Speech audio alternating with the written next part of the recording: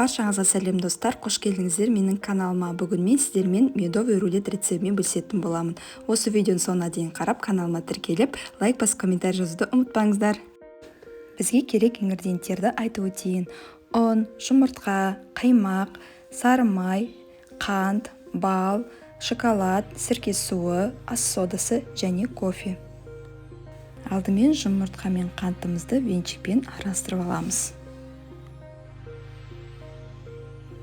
Сірке суына ас содасын салып, тағы да жақсылап араластырып аламыз.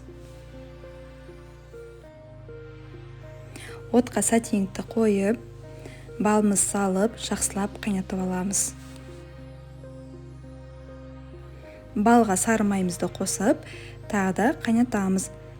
Сары майымыз ерігенше. Қайнатылған сары майымыз бен балымызды мына қамырымызға асықпай құямыз, ысылай күйінде жақсылап араластырып. Ұн салып, тағы да жақсылап араластырамыз. Протеинді әзірлеп қойдым. Қамырымыз осындай сұйықтау болуы керек. Осыны протеинге құямыз. Қамырымыз дайын. 180 градусқа 10-15 минутқа пісіріп аламыз. Піскен дайын тұрған міне бисквитімізді рулет қылып, осылай орап аламыз, ысы күйінде. Енді крем жасаймыз. Оған қаймақ, қант, шоколад, кофе қосып, жақсылап мейістерге араластырып аламыз.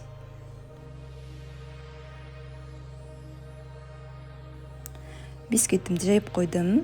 Суды енді осының айналасын кесіп шығамыз. Креміміз осындай қою болып шықты. Енді бисквиттің үстіне жағамыз. Кремімізді жағып алдық. Енді рулет қылып ораймыз. 10-15 минутқа пропиткаға қоямыз рулетімізді. Бисквиттен қалған корждарымызды блендерге үгітіп аламыз. Рулеттің үстіне жағып қалған кремімізді жағып шығамыз. Ұнтақталған коржымызды рулетіміздің үстіне сеуіп шығамыз. Менде осындай крем қалды.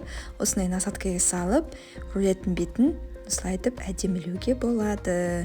Достар, рулетіміз дайын болды. Осы видеоның соңына дейін қарағаныңыздар үшін көп рахмет. Сіздермен болған Гүлсезім.